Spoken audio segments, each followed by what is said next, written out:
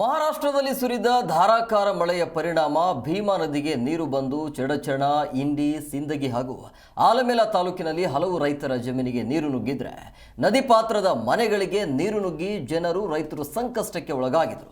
ಇವತ್ತು ವಿಪಕ್ಷ ನಾಯಕ ಅಶೋಕ್ ಅವರ ನೇತೃತ್ವದಲ್ಲಿ ಇಂಡಿ ತಾಲೂಕಿನ ಅಂಜುಟಗಿ, ಅಗರಖೇಡ, ಖೆಡಗಿ ಮಿರ್ಗಿ ಈ ಗ್ರಾಮಗಳಿಗೆ ಭೇಟಿಯನ್ನು ಕೊಟ್ಟು ಜನರ ಸಮಸ್ಯೆಯನ್ನು ಆಲಿಸಿದರು. ಹಾಗೆ ರೈತರ ಜಮೀನುಗಳಿಗೆ ಭೇಟಿಯನ್ನು ನೀಡಿ ಬೆಳೆ ಹಾನಿ ವೀಕ್ಷಣೆಯನ್ನು ಕೂಡ ಮಾಡಿದರು. ಇದೇ ಸಂದರ್ಭದಲ್ಲಿ ಮಾತನಾಡಿದ ಅಶೋಕ್, ನಿನ್ನೆ ಬೆಳೆ ಹಾನಿಯಾದ ಬೆಳಗಾವಿಯ ಚಿಕ್ಕೋಡಿಗೆ ಕೂಡ ಭೇಟಿಯನ್ನು ಕೊಟ್ಟಿದ್ವಿ ಅಂತ ಹೇಳಿದರು.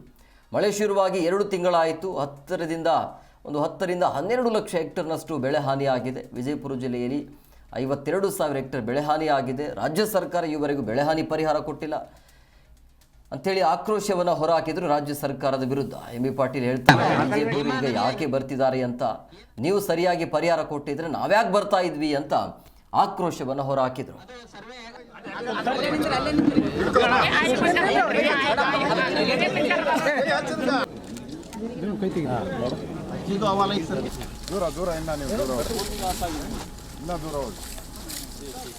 ಕೋಟಿ ಲಾಸ್ ಆಗಿರ್ಬೋದು. ರಾಜು ಸರ್ ನಾವು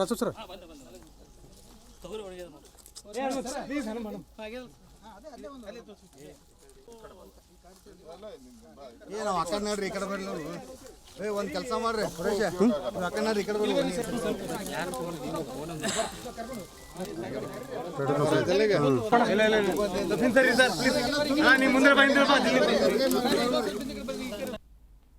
ನಾವು ಮಳೆ ಹಾನಿ ಆಗಿರೋ ಪ್ರದೇಶಕ್ಕೆ ಅವರ ರೈತರ ಸಂಕಷ್ಟ ಕೇಳಕ್ಕೆ ಬಂದಿದ್ದೀರಿ. ನಿನ್ನೆ ಎಲ್ಲ ನಾವು ಚಿಕ್ಕೋಡಿ, ಬೆಳಗಾವಿ ಜಿಲ್ಲೆಯಲ್ಲಿ ನಾವು ಪ್ರವಾಸ ಮಾಡಿದ್ರಿ.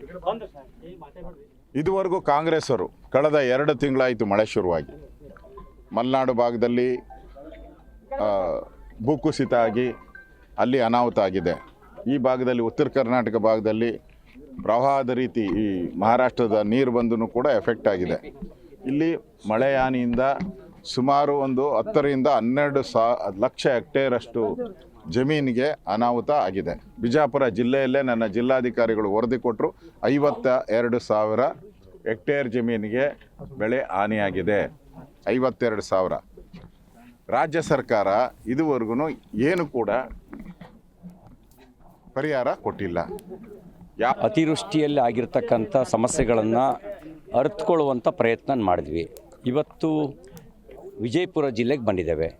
ವಿಜಯಪುರ ಜಿಲ್ಲೆಯಲ್ಲೂ ಕೂಡ ವಿಶೇಷವಾಗಿ ತೊಗರಿ ಬೆಳೆ, ಹತ್ತಿ ಮತ್ತು ಕಬ್ಬು ಇಷ್ಟು ಕೂಡ ಬಹುತೇಕ ನಾಶವಾಗಿದೆ. ತೊಗರಿ ಬೆಳೆಯಂತೂ ಏನೂ ಕೈಗೆ ಹತ್ತಿಲ್ಲ. ಹತ್ತಿನೂ ಅದೇ ಪರಿಸ್ಥಿತಿ ಇದೆ. ಸಬ್ಮರ್ಜ್ ಆಗಿರೋ ಏರಿಯಾಗಳಲ್ಲಿ ಬದುಕೇ ಕಷ್ಟ ಅನ್ನೋ ಸ್ಥಿತಿ ಇದೆ. ನಾನು ಮುಖ್ಯಮಂತ್ರಿಗಳಿಗೆ ವಿನಂತಿ ಮಾಡ್ತೇನೆ, ಮುಖ್ಯಮಂತ್ರಿಗಳೇ, ನೀವು ಏನೋ ಆಕಾಶದಿಂದಲೇ ಬಂದವರಲ್ಲ, ಜನರ ನಡುವೆಯಿಂದಲೇ ಬಂದವರು. ನೀವು ಆಕಾಶದಲ್ಲಿ ಹಾರಾಡಿದರೆ ಸಮೀಕ್ಷೆ ಪರಿಪೂರ್ಣ ಆಗೋಕ್ಕೆ ಸಾಧ್ಯ ಇಲ್ಲ.